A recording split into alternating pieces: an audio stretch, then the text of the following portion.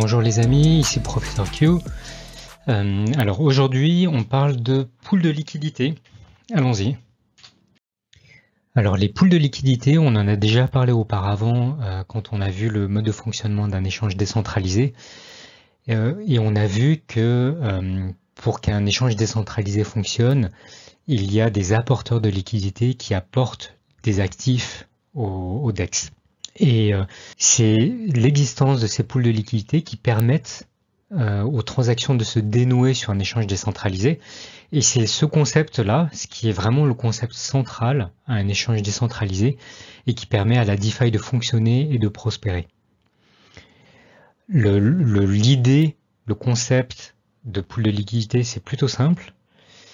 Mais ce qu'il y a de très intéressant, c'est qu'avec ce concept relativement simple, on arrive à régler un problème qui est assez complexe, qui est celui de la création d'un marché. La création d'un marché, ça nécessite une offre, une demande, un prix, des quantités, un agrément et également un dénouement des actifs. Donc dans cette vidéo, nous allons étudier les poules de liquidité, leur mode de fonctionnement, les différents concepts qui y sont attachés, la rémunération, et dans une deuxième partie, on verra un exemple pratique avec celui de TacoSwap. Premièrement, on va parler de principes généraux et comment fonctionnent les poules de liquidité.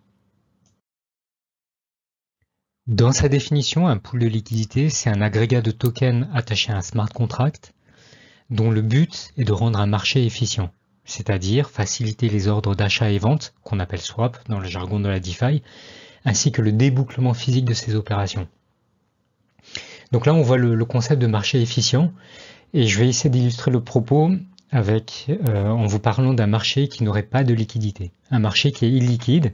Typiquement, la différence entre le prix d'achat et de vente est large, on appelle ça le bid-offer spread en anglais. Également, sur un marché qui n'est pas liquide ou peu liquide, le prix d'une transaction varie en fonction de sa quantité. Si vous voulez acheter une unité ou acheter 10 unités ou 100 unités, vous aurez d'énormes variations de prix parce que le marché n'est pas liquide. Et également, sur un marché peu liquide, le débouclement des transactions peut être sous contrainte.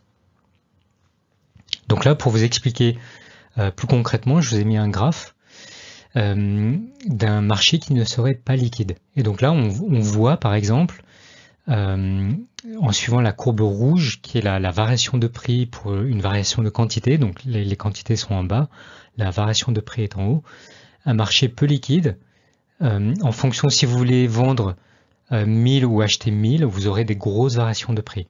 La courbe rouge est assez pentue.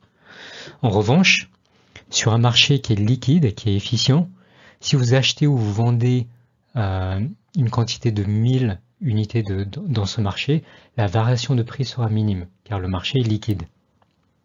Donc là, on voit l'importance de la liquidité pour que les transactions, pour que l'expérience de l'utilisateur soit optimale. Comme on a vu auparavant, les poules de liquidité sont gouvernées par des smart contracts. Et au-delà de rendre les marchés plus efficients, les poules de liquidité permettent d'augmenter la participation des utilisateurs en leur offrant une récompense.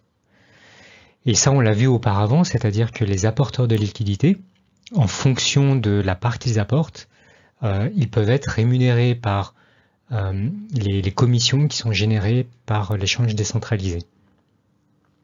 Donc, au travers de ce mécanisme de pool de liquidité, les échanges décentralisés proposent un modèle de finance participative, c'est-à-dire les gens qui sont apporteurs de liquidité sur l'échange sont également rémunérés pour ce service. En général, les principes qui sont liés au pool de liquidité sont les suivants. Les actifs que vous déposez doivent correspondre aux actifs du pool de liquidité choisi, c'est-à-dire si vous choisissez Ethereum et USDT, vous devez apporter soit de l'USDT, soit de l'Ethereum, soit les deux. Et là, on peut parler de ratio d'actifs requis, donc ça c'est en fonction de la plateforme.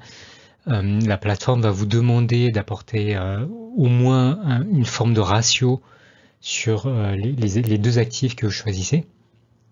donc les actifs de la paire de trading, et ce ratio varie en fonction de la plateforme. Certaines plateformes vont vous demander 50-50, d'autres auront d'autres ratios qui seront imposés.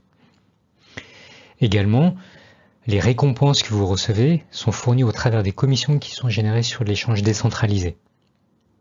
Et le montant de la récompense est une fonction de la part de la liquidité que vous fournissez. Pour illustrer le propos, par exemple, là vous avez un pool de liquidité USDT Ethereum et au centre vous avez la part, enfin votre part. En gris c'est Ethereum et en vert USDT, en imaginant que sur ce pool de liquidité, le ratio n'est pas 50-50 mais plutôt un tiers de tiers. Ensuite, cet échange va générer un certain volume de trading et des commissions. Et les commissions que vous générez sont en fonction de la part de liquidité que vous fournissez.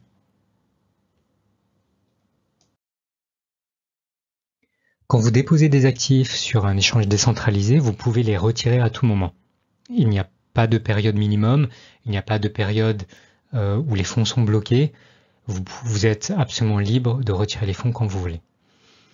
Ce qu'il faut garder en tête, c'est qu'au moment du retrait, le ratio d'actifs que vous avez initialement déposé peut être différent au moment où vous retirez vos actifs.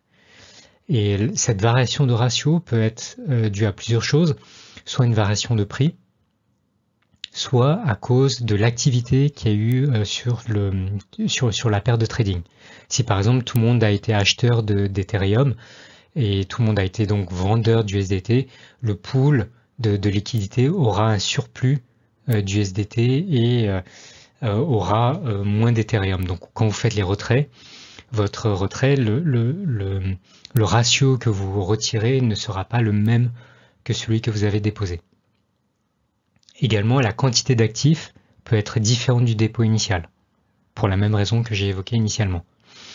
Également, le prix de chaque actif, qui sont sujets aux variations de marché, le prix de chaque actif peut être différent de celui du dépôt initial. Donc ce que je veux dire par là, c'est qu'il est possible de réaliser des pertes au moment où vous faites un retrait sur un échange décentralisé. Donc ça, c'est quelque chose d'assez important. Il s'agit de ce qu'on appelle des pertes impermanentes, qui peuvent devenir des pertes permanentes au moment où vous faites vos retraits. Certaines plateformes fournissent des mécanismes de protection contre ces pertes, mais à mon sens, je n'ai rien vu de totalement satisfaisant comme mécanisme de protection contre les pertes impermanentes.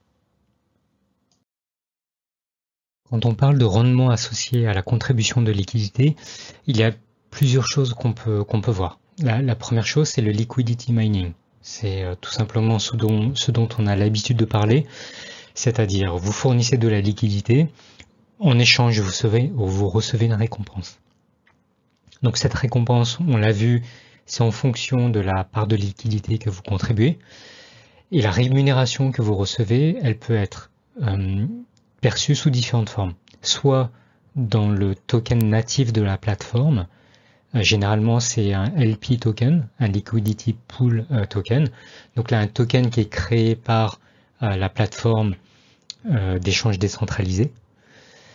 Vous pouvez être, dans certains cas, sur d'autres plateformes, être rémunéré dans un actif, dans un des actifs que vous avez contribué, ou vous pouvez être rémunéré dans un autre actif en fonction de la plateforme.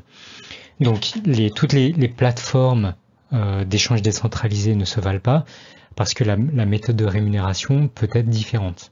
La part de rémunération, mais également l'actif dans lequel vous êtes rémunéré. Dans une deuxième étape, vous pouvez également faire du staking. Donc dans certains cas, mais pas toujours, vous pouvez augmenter vos rendements avec le staking. Le staking, qu'est-ce que c'est? C'est tout simplement bloquer des tokens sur une plateforme et les contribuer pour du staking. Donc là, c'est un peu comme si vous les prêtiez et que vous receviez des intérêts en échange. Donc, s'il existe une plateforme de staking pour le Liquidity Pool Token, pour le LP Token, ou les actifs que vous recevez, il suffit juste de déposer les LP tokens sur la plateforme de staking, et le simple fait de déposer pour staking vous permet de générer des rendements.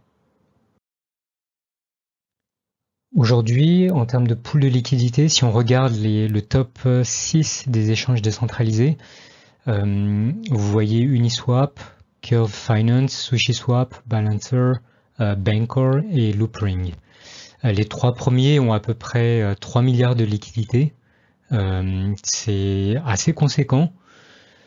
Ce sont des plateformes qui ont énormément de succès. Et sur Uniswap, donc la plateforme qui est la plus utilisée aujourd'hui, le top 6 des liquidity pools sont USD Ethereum, Rapid BTC Ethereum, Uni Ethereum, Wise Ethereum, ETH USDT et DAI Ethereum. Donc là, ça vous permet de voir qu'est-ce qui se passe aujourd'hui dans la DeFi et quels sont les actifs les plus contribués. Maintenant, on va voir en pratique ce que vous pouvez faire avec Taco. En pratique, on va voir le liquidity mining et le staking.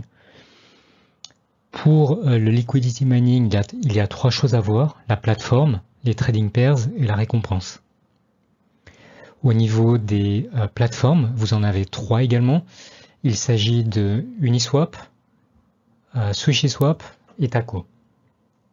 Sur SushiSwap, vous pouvez contribuer du CRD Ethereum. Sur Uniswap, CRD Ethereum et Taco Ethereum. Et sur TacoSwap, CRD Ethereum, Taco Ethereum. En termes de rémunération, vous recevez soit des Sushi LP sur SushiSwap, soit des Taco sur Uniswap ou TacoSwap.